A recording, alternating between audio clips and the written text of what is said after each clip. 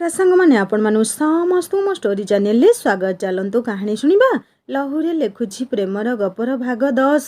पूर्व भाग जदि शुणी ना जल्दी जल्दी शुणी नियंतु। कहानी शुणी सारी सब्सक्राइब करियो केबे भूलिबेनी सांग माने। आपण माने पूर्व भाग रे शुणीथिले मळांक सह अंतरंग किछि मुहूर्त काटी सारिया परे दुहे हॉस्टल को फेरी आसिलु। आउ एबे आगो को चलंतु शुणिबा। जेउ तपोवन रे निया लागि सारी थाए सेठारे बसवास करुथिबा समस्त जीव मानकर जीवन मध्य आसन विपदर सम्मुखीन करिथांती। आज जेतेबेले हृदय रूपक सबुज बनर प्राण केन्द्र हृदय रे प्रीतिर निया लगे सेठी हृदय सह समग्र शरीर मध्य जळे। सेई अग्निर धासरे देह मनोभा केमिति सबुबेले खुशी रे रही परिबो। इच्छा प्राप्ति सह मनर मनीष को निजर न करिबा जाए केही कण केबे शांति रे जीवन बंची पारे। हृदय को कहीं भल लगिले हृदय न पाइबा जाए से साथी को सेमिति झुरी मरु थाए। गोटे कथा आज जाए मु बुझी पारु नाही जे जीवन जेतेबेले साथी बिना बीतुथिला सेतेबेले मन भितरे कौनसी आकांक्षा रहु नथिला। किंतु साथीटे जीवन रे आसिला परे तांको बिना दुनिया काहेकि रंगहीन अनुभव हुए। जेउठी सांग साथी आत्मीय परिजनक कथा जेतिकी बेसी मने पड़िया कथा सेठी साथी सह जीवन काहेकि सरस सुंदर लगे। आत्मीय परिजन आउ सांग मानकर भल पाइबारे कौन आंतरिकता कमी जाई थाए ना साथीर प्रीति बेसी मधुर लगे। बड़ विचित्र ए दुनिया सतरे जेउ माने पिलाटी दिनरु सुखरे दुखरे पाखे पाखे रही आसुथिले आउ सेमानकर भल पाइबा देई आसुथिले। अजणा अचिन्हा साथीटीए मात्र किछि दिन भितरे आम जीवन को आसिला परे देखु देखु सेमानंकु पर करी देउथौ आमे माने। ए प्रेमर कुहुक सतरे संपर्क जोड़े ना भांगे। पवित्र प्रेमर परिभाषा बुझिबा बहुत कष्टसाध्य। आज प्रेमरे मु सफलता पाई सारला परे काहेकि केजाणी संध्या कथा शुणिला परठारु मन को एमिति हजारे प्रश्न आसुची। काहाकू पाइबार प्रकृत माने कौन? निजर सर्वस्व ताकू समर्पण करिदेबा होइताए। आउ जदि ताहा ठीक तेबे संध्या कौन भूल करिथिला? हेले एठी विश्वासघातकता छलना कामना आउ बासनार खेल गढ़ी उठिथिबा एई पवित्र संपर्क को अपवित्र करि देई थाए। मन को आज काहेकि एमिति कथा मान आसुची? जदि संध्या निजर प्रेम को हासिल करने को जाई सामाजिक स्वीकृति मिलिबा आगरु निजकू सज्जांगिनी कराई देई पारला तेबे से कौन भूल करिथिला? विचित्र ए पुरुष समाज उपरे भल देखाई होई शेषरे सुविधावादी होई जांती। नारी को कौन केवल उपभोगर वस्तु भावी प्रेम करिथांती? बुझिबा बहुत कष्टकर। सेमिति जदि होई थाए तेबे मलय कौन से भली संपर्क रखिबाकू चाहू नथिबे मो सह। पुरुष मनरे केबे केतेबेले ए कामनार अग्नि प्रज्वलित होइथाए। नारी पक्षे बुझिबा कष्टकर। सेई आखिर भाषा आउ देह पाखरे देहर अपेक्षार दहनर बासना ही तो भूल करिबाकू युव पीढ़ी को बाध्य करिथाए। मो मनरे काहेकि आज मलय को नहीं देउअछि। सरल सचोट सबु बेले मोर भलमंद बुझिबा सह पाखे पाखे रही आसुथिबा मलय भी दुष्टामीर भाषारे आउ मो ठारू सेमिति किछि चाहू नाहांती तो? ता नहले एमिति अप्रीतिकर लज्जाजनक कथा को मुहे मुहे रोकठोक केमिति कहि देई पारुछंती? आउ जदि सेमिति सतरे चाहुथिबे तेबे मु कौन तो कदापि नुह। तेणिकी से भल पांतु किंबा न पांतु आउ जदि सतरे अन्य मानक परि तांकर इच्छा पूरण नहेले दूरेई दियंती तेबे मु बंची पारिबि तो तांक बिना? भगवान काहेकि मो मनरे एमिति प्रश्न आसुची? ना ना मोर दृढ़ विश्वास अछि मलय केबे भी सेमिति संपर्क रखिबाकू विवाह पूर्वरु चाहिबे नाही बोली मु भल भाबरे जाने। काली मो धन बीडी पढ़िया पई बाहर राज्य को एडमिशन करिबाकू जिबे आउ तांक विषय रे शुभाशुभ न भाबी एमिति बेकार कथा काहेकि मो मन भीतर को आसुची के जानी। संध्या भी घर को जाइछि जे फेरी नाही। केमिति तार देह अछि के जानी? पूरा बोकी झियोटा कहितिला ता जीवन नष्ट करिथिबा पुअर फटो मते पठेइबाकू किंतु भूली जाइछि बोध हुए। पूरा पागलीटा से। मु भी देखिबाकू चाहुथिली किए से मानव देहधारी दानव अटे। जिए भी ता जीवन को नष्ट करिछि ताकू केबे भी मु क्षमा करिबि नाही। बाहरे आज सहरर बत्तीखुंट आलुओ विच्छोरित होई पड़ी अमावास्यार अंधकार को किछिटा आलोक द्वारा आलोकित करुअछि। ठीक आजिर अमावास्यार अंधकारमय पृथ्वी परी संध्यार जीवन मध्य स्वप्न आउ रंगहीन होई जाइछि। किए जाने बिचारी को न्याय मिलिबो कि नाही? किंतु संध्या पाए अवश्य मु न्यायर लढ़िबी। प्रकृत सांग ही तो विपद समय सांगर कार्य आसी थाए। ଏମିତି ଭାବନା ଭିତରେ ମୋବାଇଲ ଫୋନ୍ ନେଇ ଦେଖିଲି ରାତି ଆସି 2ଟା ବାଜିବ।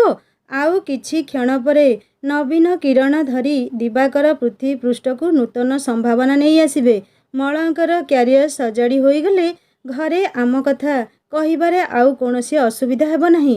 ପ୍ରଥମରୁ ସେମାନେ ହୁଏତ ବାଧା ଦେବେ, କିନ୍ତୁ ମୋର ବିଶ୍ୱାସ ମଳଙ୍କ ସହ ମିଶିଲା ପରେ ବାପା ଅବଶ୍ୟ କହିବେ ମୋ ଝିଅ ପାଇଁ ମଳ ହିଁ ଉପଯୁକ୍ତ ପିଲା ଅଟେ। ବାସ୍ ଏତିକି ଶୁଣିଲା ପରେ ମୁଁ ଯେ ଖୁସିରେ ନ ନାଚିବି ସେ କଥା ଆଉ କ'ଣ ନ ହୋଇଅଛି କି?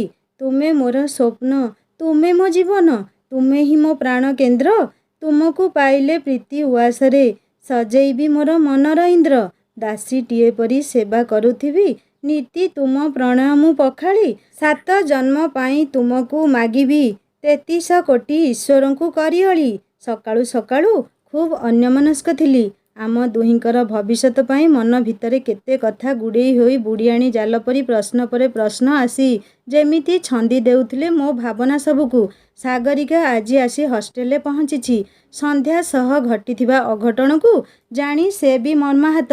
ସାଗରିକା ଆଉ ମୁଁ ଦୁହେଁ ନିତ୍ୟକର୍ମ ସାରି ମହାଦେବଙ୍କ ଦର୍ଶନ କରିବା ପାଇଁ ମ୍ୟାଡ଼ାମଙ୍କୁ ଅନୁରୋଧ କରି ମନ୍ଦିର ଅଭିମୁଖେ ବାହାରିଗଲୁ। ମନ୍ଦିର ପରିସର ଟିକେ ଗହଳି ଥିଲା। ପୂଜା ଦୋକାନରୁ ପୂଜା ସାମଗ୍ରୀ କିଣି ମହାଦେବଙ୍କ ନିକଟରେ ମଳଙ୍କର କ୍ୟାରିୟର ହୋଇଗଲା ପରେ 16 ସୋମବାର ବ୍ରତ କରି ବୋଲି ମାନସିକ କରି ବେଲପତ୍ର ସହ କ୍ଷୀର ଦ୍ୱାରା ଅଭିଷେକ ତାଙ୍କ ନାଁ ନେଇ କରିବାକୁ ପୂଜକଙ୍କୁ କହିଲି। ପୂଜା ଶେଷରେ ମନ୍ଦିର ପୂଜକ ହାତକୁ ବେଲପତ୍ର ଆଉ ଫୁଲ ବଢ଼ାଇ ଦେଲେ। ଦୁହେଁ ମନ୍ଦିର ଚତୁଃପାର୍ଶ୍ୱ ବୁଲିବା ସହ ଅନ୍ୟ ଦେବାଦେବୀଙ୍କର ଦର୍ଶନ ସାରି ମଣ୍ଡପ ନିକଟରେ ଆସି ବସିଗଲୁ। ପୂଜା ନଡ଼ିଆକୁ ସାଗରିକା ବାଡ଼େଇ ମୋତେ ପ୍ରସାଦ ପାଇବାକୁ ଦେଲା। ମନ୍ଦିରର ପରିସରକୁ ଲାଗି ବଟବୃକ୍ଷ ନିକଟରେ ଜଣେ ତପସ୍ୱୀ ବସି ରୁଦ୍ରାକ୍ଷ ଗଡ଼ାଉଥିଲେ। ସାଗରିକାର କ'ଣ କେଜାଣି ମନ ହେଲା ମୋ ହାତ ଧରି ତପସ୍ୱୀଙ୍କ ନିକଟକୁ ଭିଡ଼ି ନେଲା। ବୁଝିଲୁ ମାନି, ଚାଲେ ଦୁହେଁ ତପସ୍ୱୀଙ୍କୁ ହାତ ଦେଖାଇ ଭବିଷ୍ୟତ କଥା ପଚାରିବା। ପ୍ରଥମେ ମୁଁ ଏସବୁ ବିଶ୍ୱାସ କରେନି ବୋଲି କହିଲି, କିନ୍ତୁ ପରେ ସାଗରିକା ବାଧ୍ୟ କରିବାରୁ ମନା ମଧ୍ୟ କରିପାରିଲି ନାହିଁ। ପ୍ରଥମେ ସାଗରିକା ନିଜର ହାତ ଦେଖାଇ ତପସ୍ୱୀଙ୍କ ନିକଟରୁ ଭଲମନ୍ଦ ଭବିଷ୍ୟତ ବିଷୟରେ ବୁଝିଲା। ତାପରେ ମୋ ହାତ ଦେଖାଇବାକୁ ତପସ୍ୱୀଙ୍କୁ କହିବାରୁ ତା ଜିଦି ରକ୍ଷା କରି ମୁଁ ମଧ୍ୟ ହାତ ବଢ଼ାଇଲି। କିଛି କ୍ଷଣ ମୋ ହାତକୁ ଅନୁଧ୍ୟାନ କଲା ପରେ ତପସ୍ୱୀ କହିଲେ, ହର ହର ମହାଦେବ। କନ୍ୟା, ଭବିଷ୍ୟତ ଜୀବନରେ ତୁମେ ଖୁବ୍ ସଫଳତା ପ୍ରାପ୍ତ କରିବ।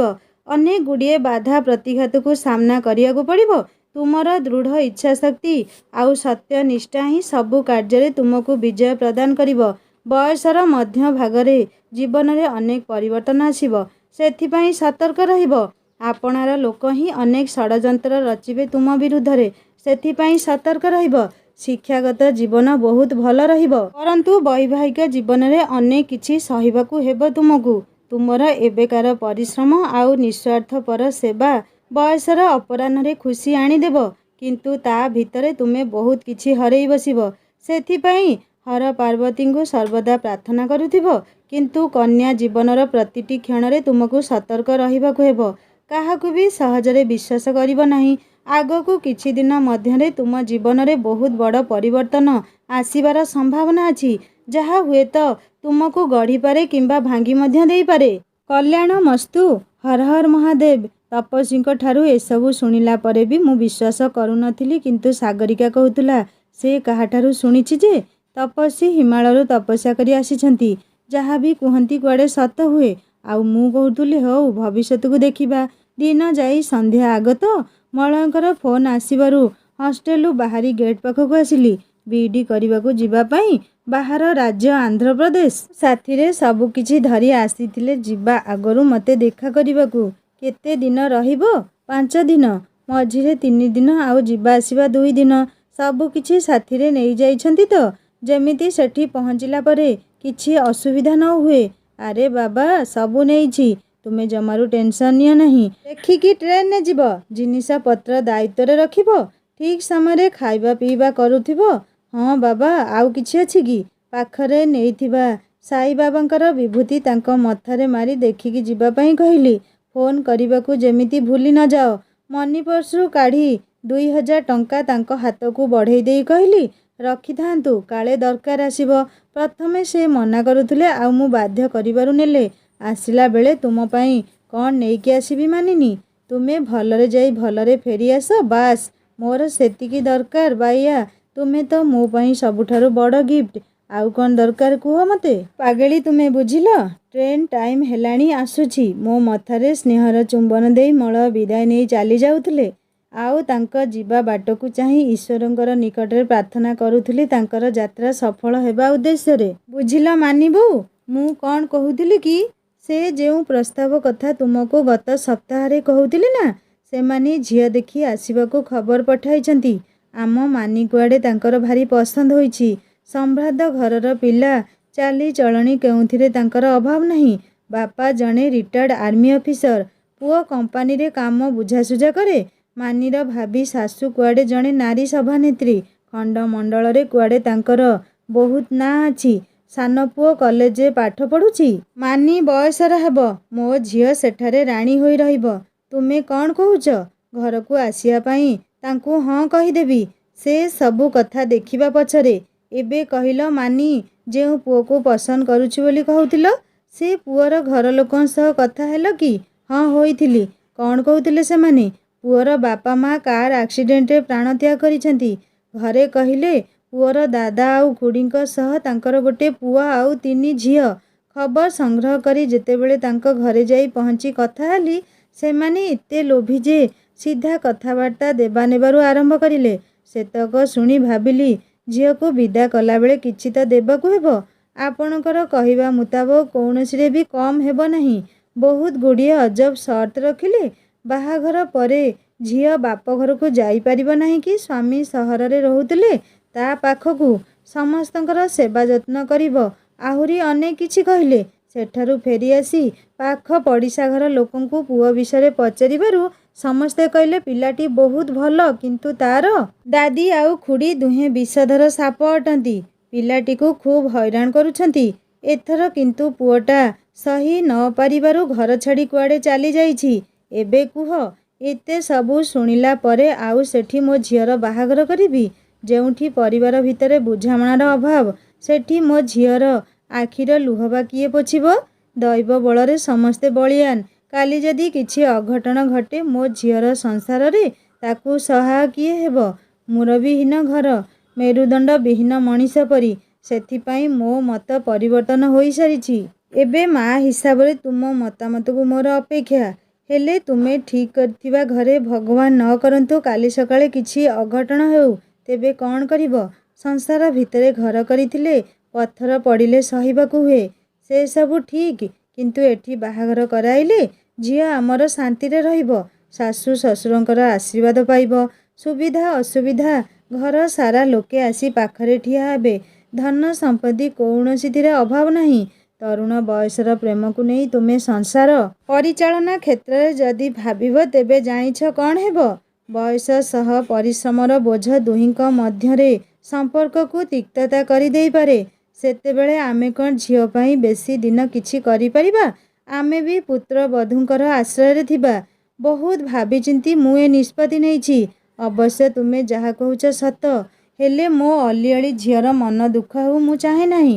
କିନ୍ତୁ ବର୍ତ୍ତମାନ ଆଉ ଭବିଷ୍ୟତକୁ ଦେଖିଲେ ତୁମ ନିଷ୍ପତ୍ତିକୁ ମୁଁ ପରୋକ୍ଷରେ ସ୍ୱାଗତ କରୁଛି। ହେଲେ ବୋଉଙ୍କର ମତାମତ ନେବା ଉଚିତ ହେବ ଭାବୁଥିଲି। ନିଶ୍ଚିନ୍ତ ନେବା, କିନ୍ତୁ ପ୍ରଥମେ ସେମାନେ ଆସି ଘରଦ୍ୱାର ବୁଲି ଦେଖିଯାଆନ୍ତୁ। ଝିଅ ପସନ୍ଦ ହେଲେ ଯେ ଖାଲି ବାହାଘର ହୋଇଯିବ ତା ନୁହେଁ। ବରଂ ଝିଅ ସହ ତାର ପରିବାର, ଘରଦ୍ୱାର ଆଦି ସବୁ ପୁଅ ଘର ବାଲା ଦେଖିଥାନ୍ତି। ଆସନ୍ତା ରବିବାରକୁ ପୁଅ ଘର ବାଲାଙ୍କୁ ଖବର ଦେଉଛି, ସେମାନେ ଆସି ଝିଅ ଦେଖି ଯାଆନ୍ତୁ। ତାପରେ ଦେଖିବା କ'ଣ ହେଉଛି। ଆଉ ମାନିକୁ ଜଣାଇବା ନାହିଁ। ମୁଁ ଯାଇ ମାନିକୁ ହଷ୍ଟେଲରୁ ଆଣି ଆସିବି। ତୁମେ ତାକୁ କିଛି ଜଣାଇବ ନାହିଁ। ଯଦି ଆମ କଥା ଜାଣି ସେ ପୁଅ ସହ କୁଆଡ଼େ ଚାଲିଯାଏ, ତେବେ ଆମ ଝିଅ ଆମ କଥା ବାହାରକୁ ଚାଲିଯିବ ବୋଲି ତୁମେ କେମିତି ଭାବୁଛ? ମୋର ବିଶ୍ୱାସ ସେ ନିଶ୍ଚିନ୍ତ ଆମ କଥାରେ ସମ୍ମତି ଜଣାଇବ। ଯାହା ତୁମକୁ ଠିକ୍ ଲାଗୁଛି କର। ଝିଅ ମୋର ବାହା ହୋଇଗଲା ପରେ ପାଠ ପଢ଼ିପାରିବ ତ? ବାସ୍, ମୁଁ ଚାହେଁ ଏତିକି। ତାର ପାଠ ପଢ଼ା ଯେମିତି ଅଧାରୁ ନ ଅଟକେ। ସେଥିପାଇଁ ତୁମେ ଚିନ୍ତା କର ନାହିଁ। ସେମାନେ କଥା ଦେଇଛନ୍ତି ମଧ୍ୟସ୍ଥି ହାତରେ ମାନିର ପାଠପଢ଼ାରେ ସେମାନେ ସହଯୋଗ ବି କରିବେ। ତେବେ ଆଉ ମୋର କିଛି କହିବାର ନାହିଁ। ସେମାନଙ୍କ ନିକଟକୁ ଆସିବା ପାଇଁ ଖବର ପଠେଇ ଦିଅ।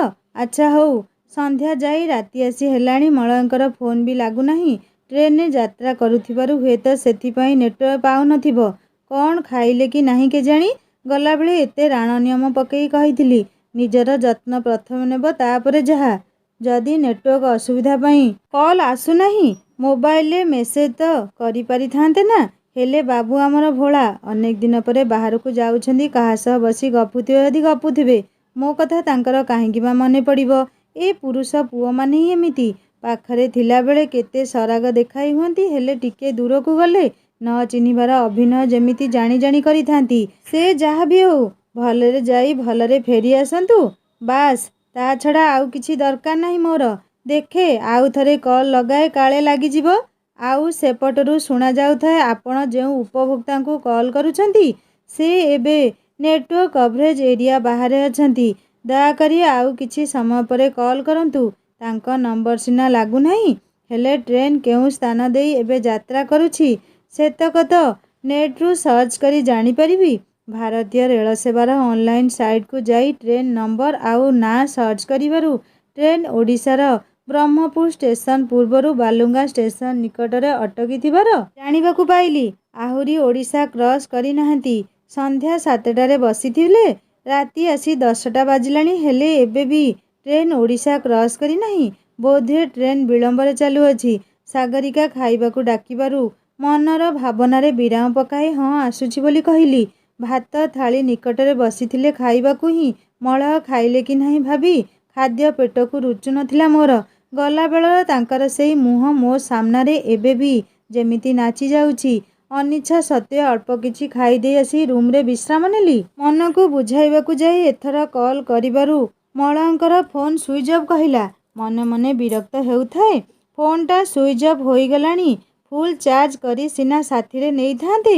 ମୋ କଥା କ'ଣ ସେ କେବେ ଶୁଣିବେ କି? ଯଦି ବା ନେଇଥିବେ, ମୋବାଇଲରେ ମୁଭି ଦେଖି ବ୍ୟାଟେରୀ ସାରିଦେଇ ବସିଥିବେ।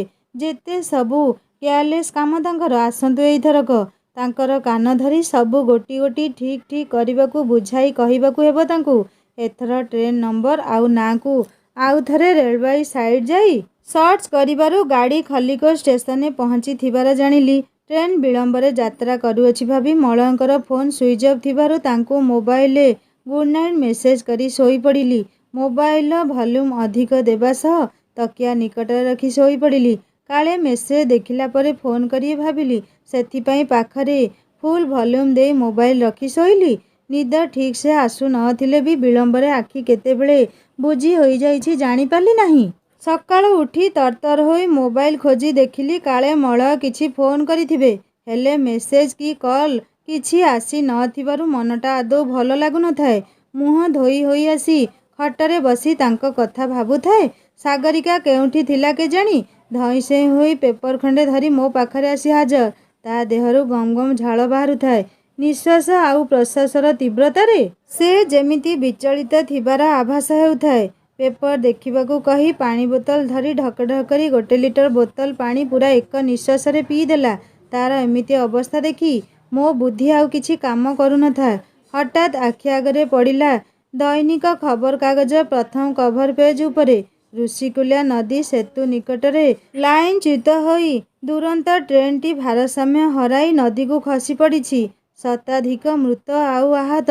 ସେଥିମଧ୍ୟରୁ ଅନେକ ନଦୀରେ ଏବେ ଯାଏ ନିଖୋଜ। ଉଦ୍ଧାର କାର୍ଯ୍ୟ ଦ୍ରୁତ ଗତିରେ ଚାଲୁ ରହିଅଛି। ଆହତ, ମୃତ ଆଉ ନିଖୋଜଙ୍କର ସଂଖ୍ୟା ଆହୁରି ବଢ଼ିବାର ଆଶା କରାଯାଉଅଛି। ଖବରକାଗଜରୁ ଏତକ ପଢ଼ିଛି କି ନାହିଁ, ମୋ ମୁଣ୍ଡ ବୁଲେଇ ଦେଉଥାଏ। ଚେତା ହରେଇ ପଡ଼ିବାରୁ ସାଗରିକା କେତେବେଳେ ମୁହଁରେ ପାଣି ମାରି ହୋସ୍ ଆଣିଛି କହିପାରିବି ନାହିଁ। ମଳୟ ଯେ ଏଇ ଟ୍ରେନ୍ରେ ଯାତ୍ରା କରୁଥିଲେ ତାଙ୍କ ସାଙ୍ଗଙ୍କ ସହ। ନିଜକୁ ବିଶ୍ୱାସ କରାଇ ନେବା ପାଇଁ ମଳୟ ପଠେଇଥିବା ଟ୍ରେନ୍ ଟିକେଟର ଫଟୋରେ ଟ୍ରେନ୍ର ନାଁ ତୁରନ୍ତ ଆଉ ଟ୍ରେନ୍ ନମ୍ବର ସମାନ ଦେଖି ନିଜର କୋହକୁ ରୋକିପାରିଲି ନାହିଁ। କାନ୍ଦି କାନ୍ଦି ଖଟ ଉପରେ ମୁଣ୍ଡ ପିଟୁଥିଲି, ଏ କ'ଣ ହୋଇଗଲା ବୋଲି। ସାଗରିକା ପାଖରେ ଥାଇ ଧୈର୍ଯ୍ୟ ଧରି ପଜିଟିଭ୍ ଭାବିବାକୁ କହୁଥାଏ। ପେପରରେ ଦିଆଯାଇଥିବା ଟୋଲ୍ ଫ୍ରି ନମ୍ବରକୁ ଲଗାଇ ପଚାରିବାରୁ ସେମାନେ ଯାତ୍ରୀଙ୍କ ନାଁ ଆଉ ବଗି ନମ୍ବର ପଚାରିବାରୁ ମୁଁ ଟିକେଟ ଦେଖି ସବୁ କହିଲି। ତାପରେ ସେ ଯାହା କହିଲେ, ଯେମିତି ଲାଗିଲା ଏକ ବିଶାଳ ଧୂମକେତୁ ଆସି ମୋ ସ୍ୱପ୍ନର ରାଜମହଲ ଉପରେ ମାଡ଼ ହୋଇ ମୋ ଆଶାକୁ ଧୂଳିସାତ୍ କରିଦେଇଛି। ମଳୟ ବସିଥିବା ବଗି ଆଉ ତା ପାଖାପାଖି 5ଟି ବଗି ସମ୍ପୂର୍ଣ୍ଣ ଭାବରେ ଟ୍ରେନ୍ରୁ ବିଚ୍ୟୁତ ହୋଇ ନଦୀ ଭିତରକୁ ଖସି ପଡ଼ିଛି। ସେଇ 5ଟି ବଗିର ଯାତ୍ରୀଙ୍କର ସନ୍ଧାନ ଖୋଜା ଜାରି ରହିଛି ବୋଲି ସେମାନେ ଜଣାଇଲେ। କ'ଣ କରିବି କିଛି ବୁଝିପାରୁନଥିଲି। ଆଖିର ଲୁହ ଆଉ ଛାତିର କୋହକୁ ରୋକିପାରୁନଥିଲି। ମନ ଭିତରେ ଅନେକ ଦୁଶ୍ଚିନ୍ତା ଆଉ ଭାବନା କାହିଁକି କେଜାଣି ଆସୁଥାଏ। ଟ୍ରେନ୍ ଦୁର୍ଘଟଣା ଆଉ ମଳୟଙ୍କର ଯାତ୍ରା କଥା କଲେଜ ହଷ୍ଟେଲଠାରୁ ଆରମ୍ଭ କରି ସାରା କଲେଜରେ ପ୍ରଚାର ହୋଇସାରିଥାଏ। ପ୍ରାଣ ନଥିବା ପିଣ୍ଡ ପରି ମୁଁ ହଷ୍ଟେଲ ଗୋଟେ କୋଣରେ ଶବ ପରି ପଡ଼ି ରହିଥାଏ। ନା ଥିଲା ମୋ ଦେହରେ ପ୍ରାଣ, ନା ମୋ ପ୍ରାଣର ଈଶ୍ୱରଙ୍କର କିଛି ଠିକଣା। ହଷ୍ଟେଲ କାନ୍ଥରେ ପୂର୍ବରୁ ଟଙ୍ଗା ହୋଇଥିବା ମହାଦେବଙ୍କ ଫଟୋକୁ ଚାହିଁ ତାଙ୍କର ଯେମିତି କିଛି ନ ହେଉ ସେଇ କଥା ଭଗବାନଙ୍କ ନିକଟରେ ପ୍ରାର୍ଥନା କରିବା ସହ ଭଲରେ ଭଲରେ ଫେରାଇ ଆଣିବାକୁ ମୋ ପାଖକୁ କହି ହେଉଥାଏ। ଅନେକ ଓଷାବ୍ରତ ମାନସିକ କରିସାରିଲେଣି। ମଳୟଙ୍କୁ ଝୁରି ଝୁରି ବାରମ୍ବାର ଚେତା ହରଉଥାଏ ମୁଁ। ହଷ୍ଟେଲ ୱାର୍ଡନ ମ୍ୟାମ୍ କେତେବେଳେ ମୋତେ ମେଡ଼ିକାଲ ନେଇ ଆଡ଼ମିସନ୍ କରିଛନ୍ତି ଜାଣିପାରିଲି ନାହିଁ।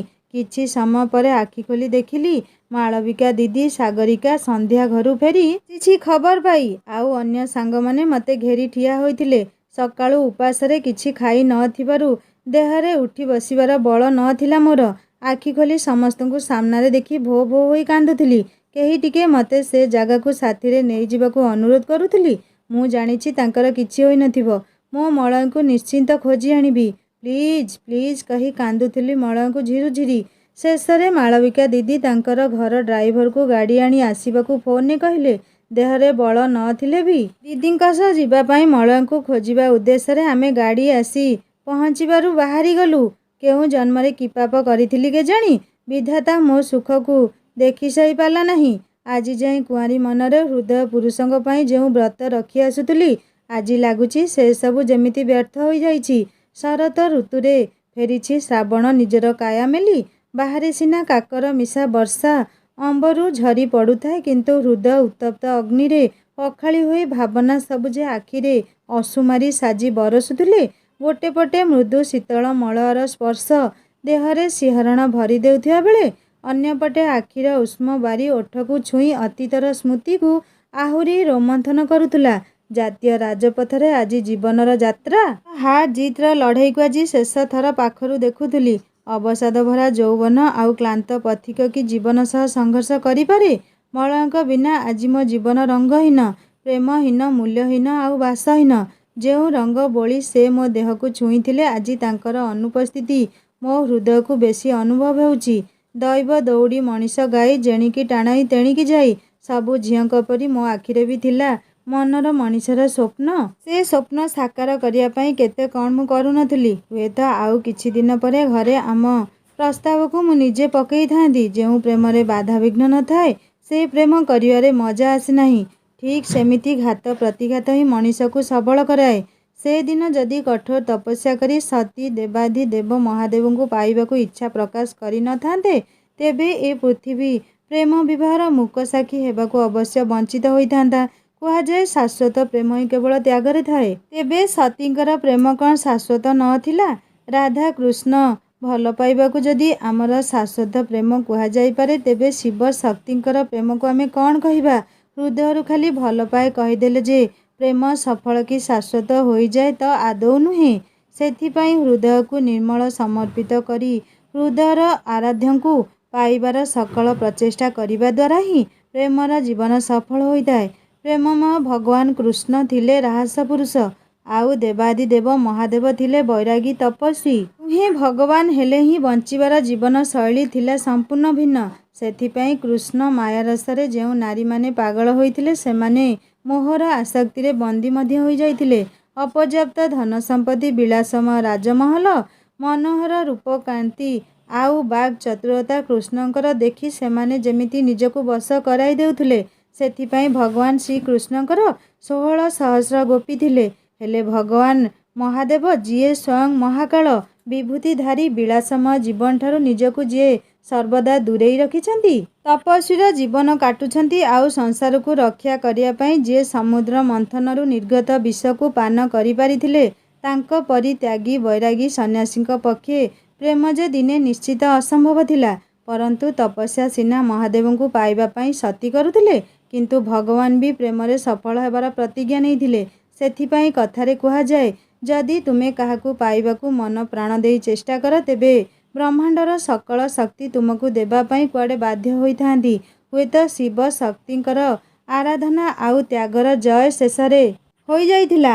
ଆଉ ମୋ ମଳୟ ବି ଥିଲେ ସେମିତି ଜଣେ ବୈରାଗୀ, ଯିଏ ପ୍ରେମ ତ ଚାହୁଁଥିଲେ କିନ୍ତୁ କେବଳ ତାଙ୍କର ହୃଦୟର ରାଣୀଙ୍କ ଠାରୁ, ଯିଏ ତାଙ୍କୁ ବୁଝିପାରୁଥିବ, ଭଲମନ୍ଦ ବୁଝାବୁଝି କରିପାରୁଥିବ, ଆଉ ସବୁବେଳେ ପାଖରେ ରହି ଆସୁଥିବ। ତା ନ ହୋଇଥିଲେ ମାଳବିକା ଦିଦିଙ୍କର ନା ଅଭାବ ଥିଲା ଧନ ସମ୍ପତ୍ତି, ନା ଦେଖିବାକୁ ସେ ଅସୁନ୍ଦର ଥିଲେ। କିନ୍ତୁ ତାଙ୍କୁ ଗ୍ରହଣ କରି ନ ଥିଲେ ମଳୟ। ଆଜି ଯଦି ପ୍ରକୃତରେ ମୋ ତପସ୍ୟାର ନିଷ୍ଠାର ପ୍ରଭାବ ଥିବ, ତେବେ ନିଶ୍ଚିତ ମଳୟଙ୍କୁ ମୁଁ ଅବଶ୍ୟ ପାଇବି। ଲୁହ ବି ଅମାନିଆ ହୋଇ ଅନବରତ ଝରି ଚାଲୁଥାଏ। ସହିବାର ଶକ୍ତି ଆଉ ଦେହରେ ନ ଥାଏ।